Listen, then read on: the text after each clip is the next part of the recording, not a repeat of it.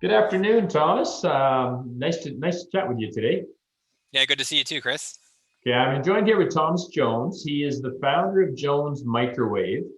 Jones Microwave is a company that's involved with power amplifying technology for high frequency electromagnetic systems. So it's kind of lasers to control microwaves.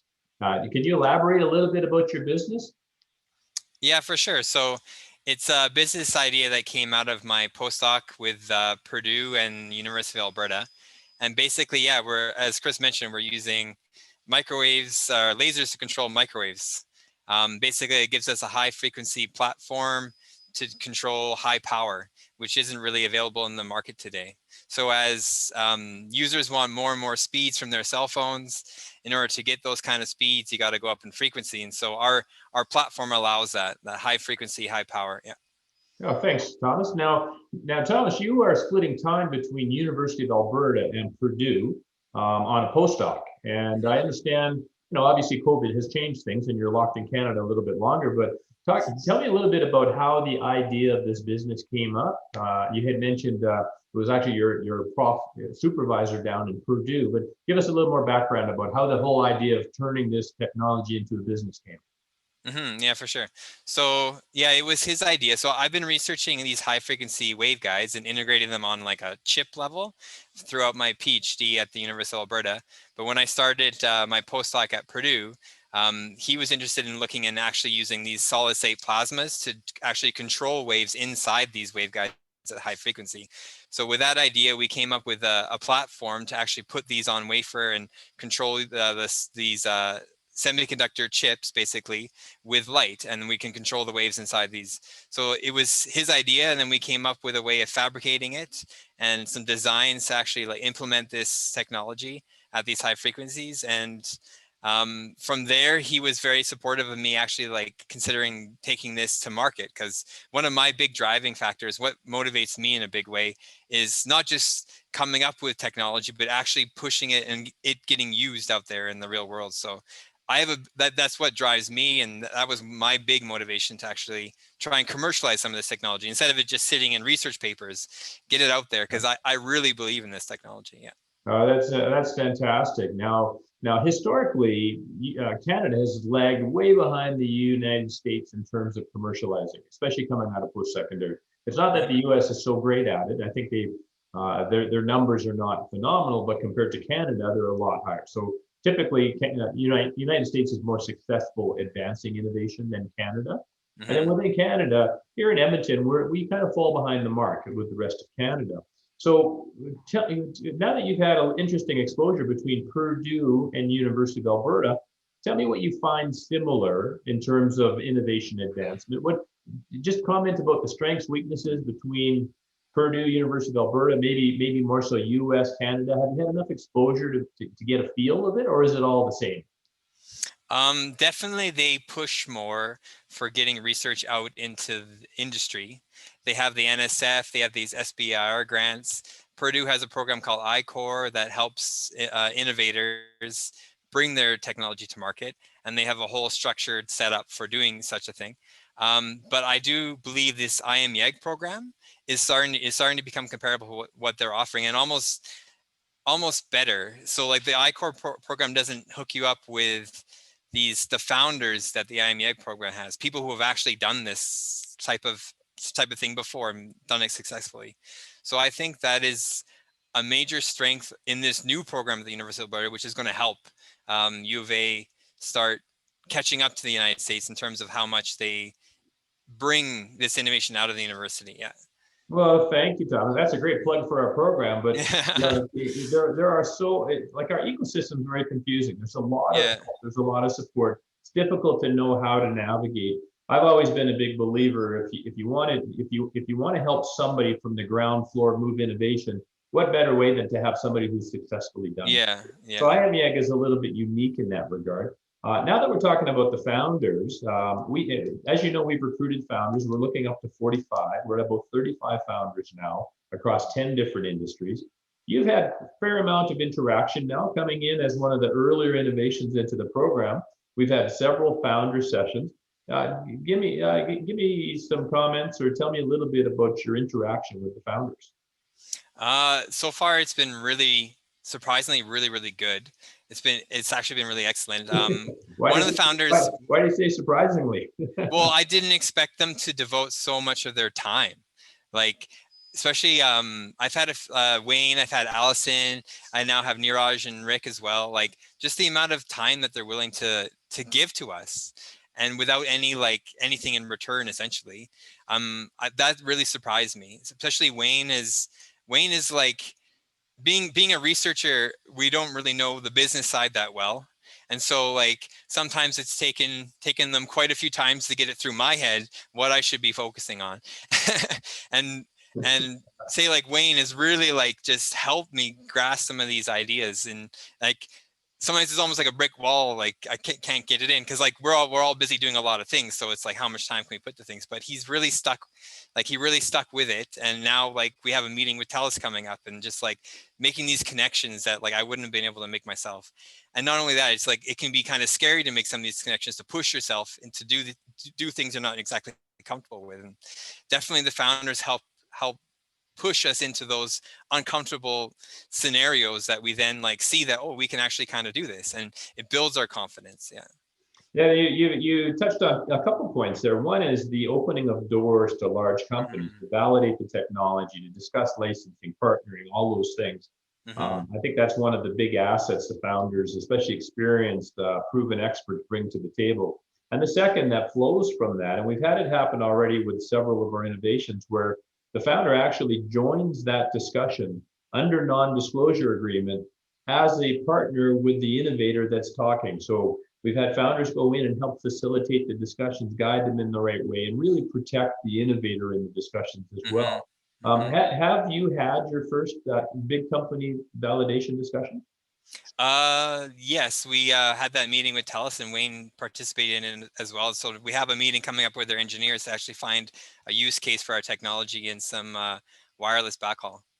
Fantastic. Do you feel the founders have your back? Oh yeah, yeah, I definitely feel they have my back. Yeah. Now, the whole program involves Brass Stone Group, my company, Brass Stone Ventures, coordinating, facilitating, basically being on your speed dial. You have a Brass Stone lead that helps facilitate, helps coordinate with the founders. Tell me a little bit about your experience working with Brass Stone. Yeah, so Sean has been my Brass Stone representative, and yeah, he's been great.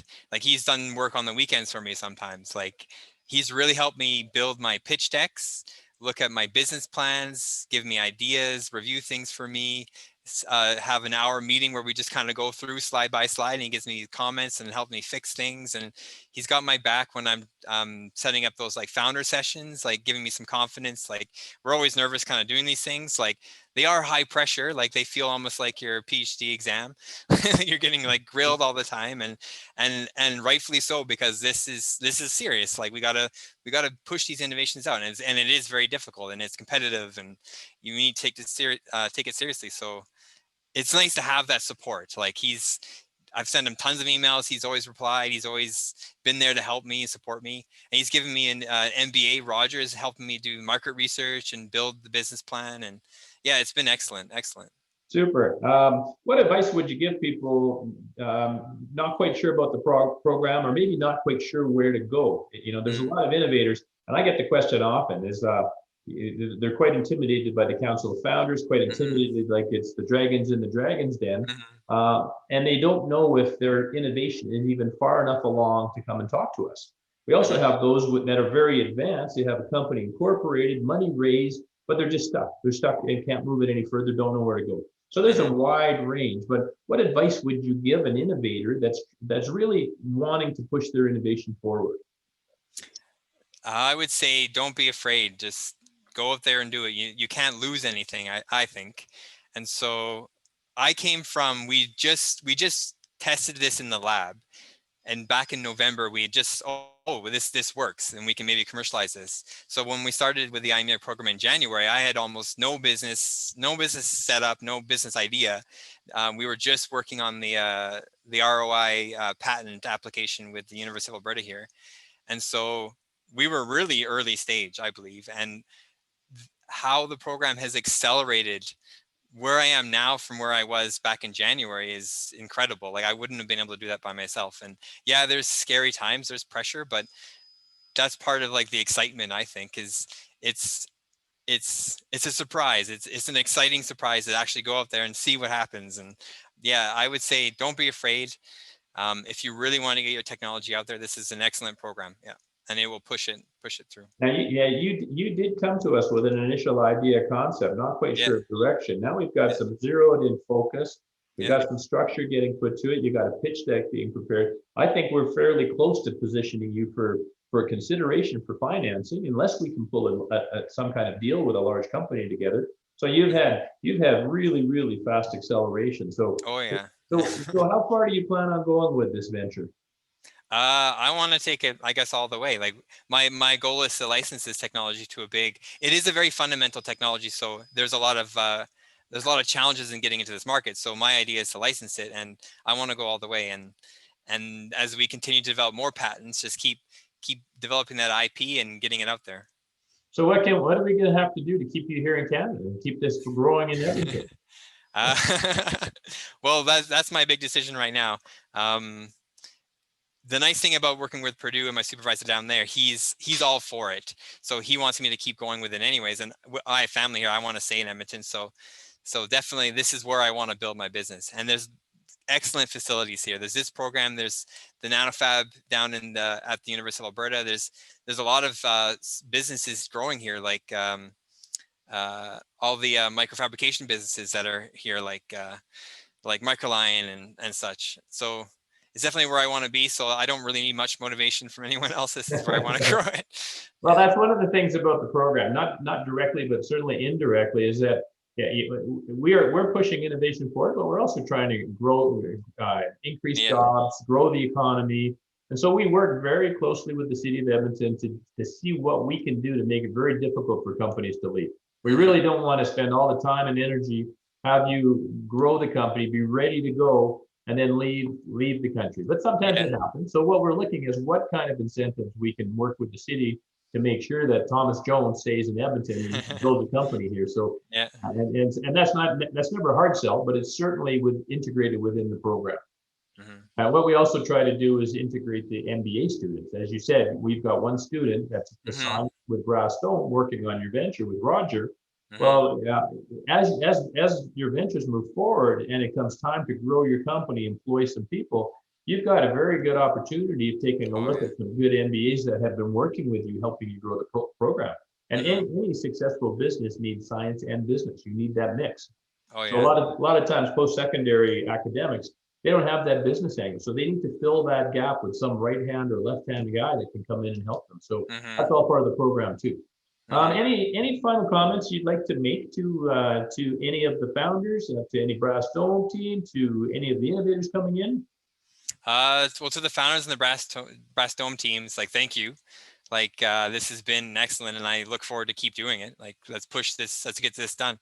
And then to any incoming innovators is, don't be afraid. Like, if you really want your innovation to get out there, this is an excellent program.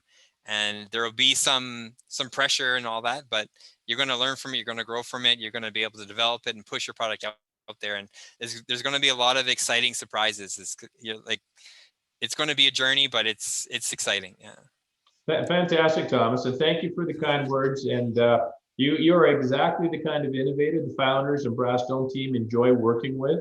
Very coachable, very open, and very enthusiastic and motivated. And we're really excited about your progress. So we're looking forward to helping you knock this out of the park. Thanks a lot, Chris. Okay, talk to you soon. Thanks. See ya.